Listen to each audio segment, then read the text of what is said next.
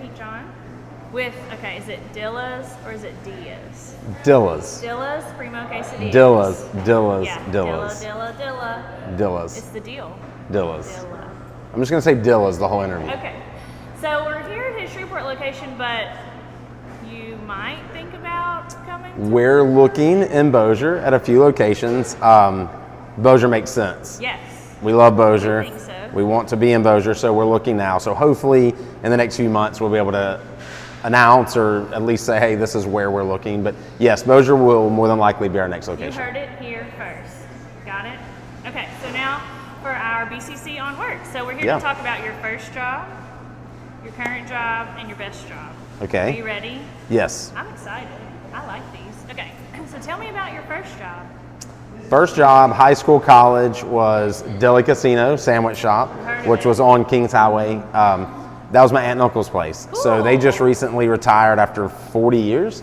So that was the first job. Really, everybody in my family, I think that was our first job. Well. So it was. That was the first job. Did it on and off for many years through high school and college. Yeah. So can you tell us, do you have a lesson from that first job that you kind of still...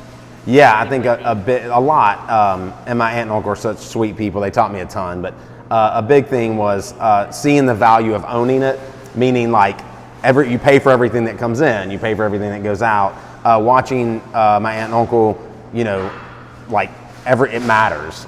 Penny here, penny there. So it kind of instilled in me already that ownership and making sure that I try to get my employees to treat everything like they own it, and Yes. Penny pinch and make sure that you're doing the right thing all the time. I find it no coincidence that we're here in a food establishment, and your first job was also... I know, and it is kind of weird. It like is. it. It is. Okay. Noted. So what about your best job? Which, I mean, like for me, my best job is like the job I had the most fun in, or... Yeah, I think because there wasn't a lot of responsibility. So my grandparents lived on a farm, and so I tended that for a couple of years. It was definitely the most fun. I mean, you get up and you're outside and you're, baling hay and shoveling stuff and all that. But it was fun because it was loose and it was, easy from a standpoint of like, no stress. Yes. Very physically demanding. It wasn't stressful because you didn't own it. Well, true. Yeah, very true. But that taught me a lot too. I enjoyed that. I wish if I could make a living doing it, maybe one day when I retire, I'll be able to have some land and do the same thing. But that was definitely probably my favorite job. Yeah, I rode in a cotton picker once, and I thought, I want to be a farmer. But then I knew I didn't really want It's all hard work. Yeah, doing everything. I wasn't that advanced. I was the cotton picker. I mean, I just rode. Yeah. I mean, I didn't bale hay or anything, but I grew up in Stonewall. I understand milking the cows. Well, yeah, and it was a lot of work, but it was fun. I appreciate the different seasons. Like now we're getting into fall. Like that was a great time because it was cooler and all that versus the summer when it's 80 degrees outside. Okay, so now we're to your current job where we sit. Yes. And so you're in Dillas. Yes. He is the owner of Dillas, Primo Quesadillas. So tell us about this job. Well, as you can see, there's a lot going on, or you can hear there's a lot going on. And it's early. Yeah, it is. We don't open for a while. But started Dillas with Kyle Gordon, who is the founder of Dillas. We'd been friends for a long time, worked together. We taught, and long story short, I said, hey, I love Dillas. I went to Dallas, tried it. It made sense. It was unique. I loved his values. I loved what Dillas was about. So we worked through it. And so our restaurant group has the rights to Louisiana and East Texas. So we will be opening up more and more and more. Yeah. But it was a dream of mine to be my own boss.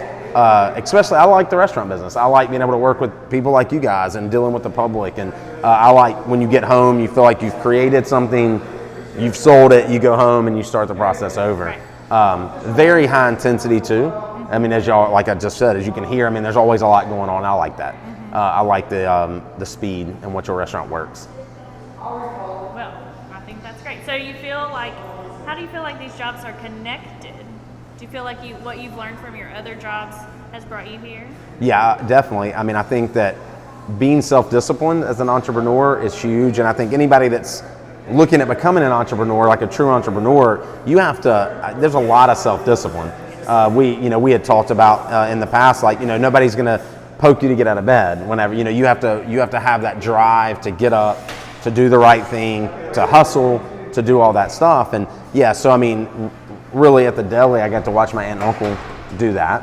And then working on our farm, I mean, you have to get up early and, you know, you have to do it. Nobody's going to sit there and, you know, the cow's not going to come say, hey, I need to be fed, you know. But yes, I think multiple jobs that I've done have taught me that. And I just discovered that being my own boss, if that's the right word to use, is what I wanted to do because I'm willing to work hard and I wanted to reap the benefits of that hard work. Yeah, like a boss.